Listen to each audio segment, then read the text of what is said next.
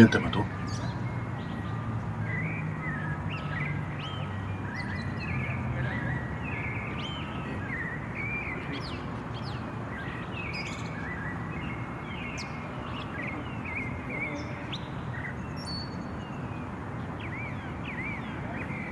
¿Por qué te mató tu amigo? ¿Puedes decirme por qué te mató tu amigo?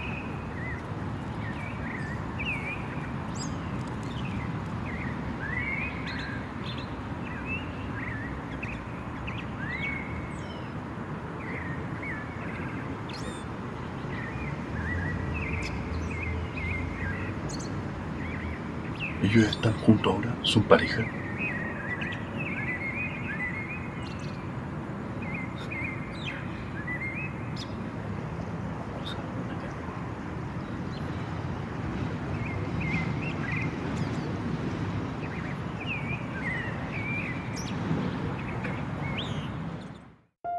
Lo que acabas de oír es un registro que logré obtener hace unos días atrás en el Cementerio General de Santiago. Es el segundo registro que hago de un total de 4. No podría decirse para nada que soy experto en esto. Pero el primero no quise hacerlo parte de este video. Es muy personal y data de hace 5 años, además de ser poco atractivo para este formato. En esa ocasión solo logré un vocablo, pero en su momento era el vocablo que necesitaba. De los últimos 3 registros, todos en el Cementerio General hace solo días, pude rescatar este que acabas de oír y que es un poco más extenso. Los otros 2 caen prácticamente en la pareidolia auditiva, no logran ser concluyentes sobre el fenómeno, pero este que escuchaste íntimamente creo que sí. Realmente esa persona necesitaba manifestarse. Quédate hasta el final del video porque sabrás por qué el espíritu de ese hombre parece estar encarcelado en el Cementerio General de Santiago.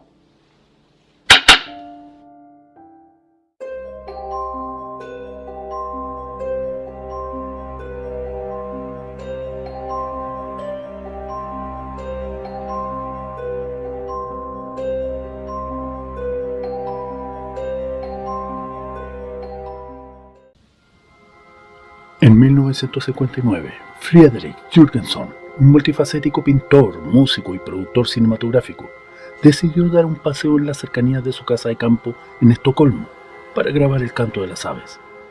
Lo que Jürgenson nunca habría podido imaginar fue lo que esos registros de audio arrojaron posteriormente. No solo eran aves y sonidos propios de un tranquilo campo. Todo indica que entre sus registros volvería a oír la voz de su madre fallecida. Ante esto, Jürgenson especuló como posible explicación que pudiera tratarse de otra persona que, casualmente en ese momento, estuviera pasando y conversando en voz alta con alguien más, o bien simplemente su mente jugándole una trampa. Sin embargo, era poco probable que hubiera alguien más en un lugar tan alejado, y finalmente decantó en que la voz registrada en esas grabaciones era efectivamente la de su madre, ya que solo ella le llamaba por el apodo de su niñez. Exactamente lo que esos registros capturaron fue: Friedel, mi pequeño Friedel, ¿puedes oírme? Este registro estaría destinado a convertirse en la primera psicofonía de la historia. El fenómeno consiste en la captación de voces en medios electrónicos, tales como grabadoras de audio, cámaras de video, radios, celulares, entre otros, lo que también recibe el nombre de fenómenos de voz electrónica. El concepto de psicofonía nos remite a algo ocasionado por la energía psíquica, es decir, provocado mediante el pensamiento o poder mental, cuando en realidad no es así. Del mismo modo, se conocen con el nombre de voces de Raudive, ya que Konstantin Raudive fue uno de los mayores investigadores y divulgadores del fenómeno. Estas voces que aparecen en las grabaciones solo son audibles al ser estas reproducidas, debido a que son de baja frecuencia, lo que le dificulta ser oídas en el instante en que se manifiestan, pasando prácticamente desapercibidas. No existe un consenso respecto a su origen real. Se ha debatido respecto a si son frecuencias radiales, comunicación telepática, malinterpretación, o apofonías, o simple sugestión. Sin embargo, todo parece indicar que se trataría de presencias del más allá, o de otro plano de existencia.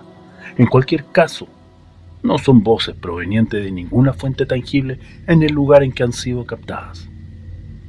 Los mensajes registrados suelen ser concretos, generalmente frases cortas, donde se omiten los conectores o se indica algún nombre o lugar o acción. Suelen ser respuestas simples a preguntas realizadas por algún interlocutor.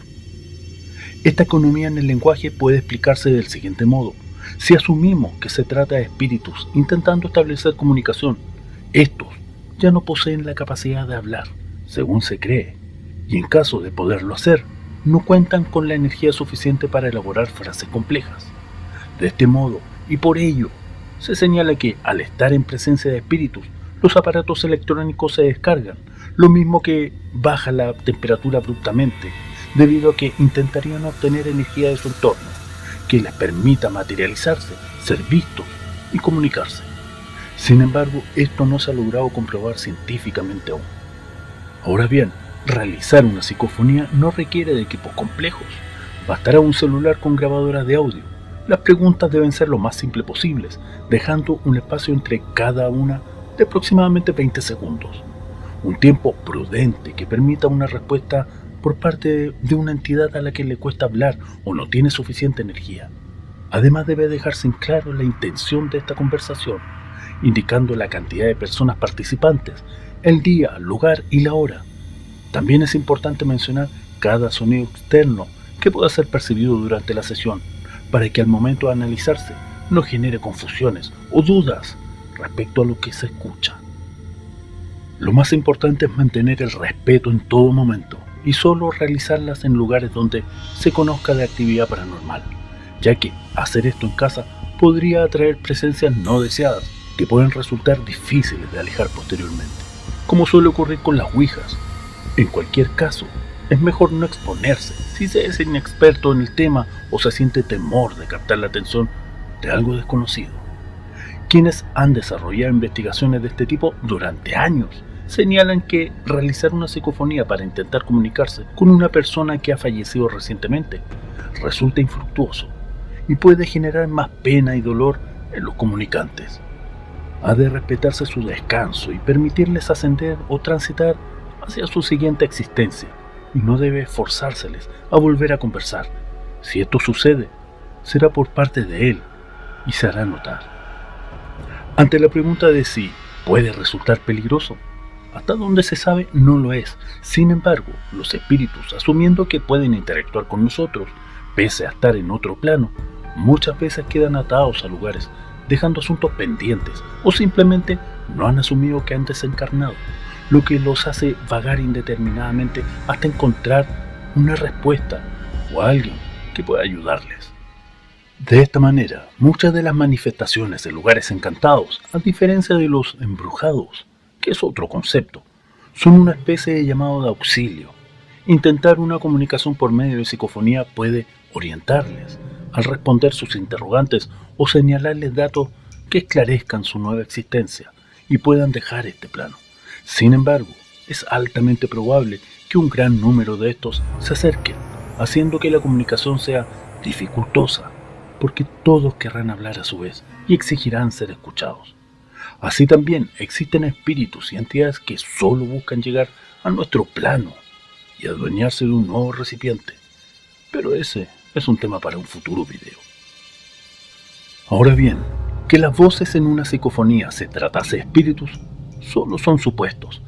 Nadie aún puede asegurar con certeza qué es lo que sucede realmente cuando dejamos esta vida, pero aún así parece tener cierta lógica al apoyarse en las psicofonías, sobre todo cuando se dan respuestas a interrogantes que solo pueden saber una persona que ha dejado este mundo. La mayoría de las culturas, religiones y creencias establecen la existencia de una parte etérea, que es, en gran medida, nuestra esencia que habita el cuerpo físico. Dejar el mundo terrenal significa que hemos abandonado únicamente este plano, y tarde o temprano encontraremos la forma de probarlo. La comunicación por medio de las psicofonías es un indicio de ello. Finalmente, nadie puede asegurar aún qué son estos fenómenos de voz electrónica. Lo único claro es, como se ha mencionado, que pueden colarse en diferentes tipos de grabaciones, ya sea de manera dirigida, es decir, por invitación nuestra o simplemente porque han decidido colarse en ellas. Telepatía, ondas de radio que rebotan, señales de otro mundo o incluso planetas. No se sabe a ciencia cierta, solo podemos decir que existen y es un fenómeno rodeado de misterio. ¿Por qué no sales de acá? ¿No puedes?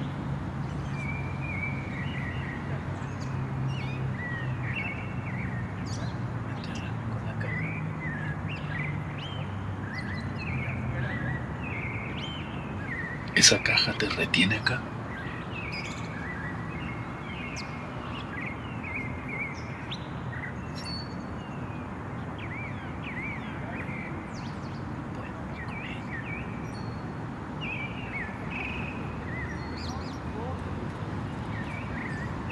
¿Ella está con su mamá?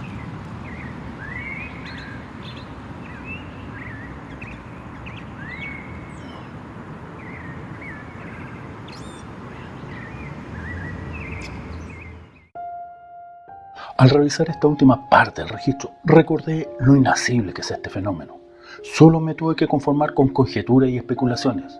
Mi mente, intentando darle un sentido a las frases sueltas, me hizo pensar que la caja a la que se refería pudo ser una caja musical que posiblemente haya sido de su hija en vida y que ésta ya había partido antes de la muerte de este hombre en manos de su amigo, de los que desconozco nombre y época en que habrían vivido en este plano. Presumo que habría sido sepultado con esa caja en su ataúd y de alguna manera eso le genera un apego insuperable al recuerdo de su niña y no logra trascender a su encuentro. Ahora dime tus conjeturas sobre este caso. Te leo en los comentarios.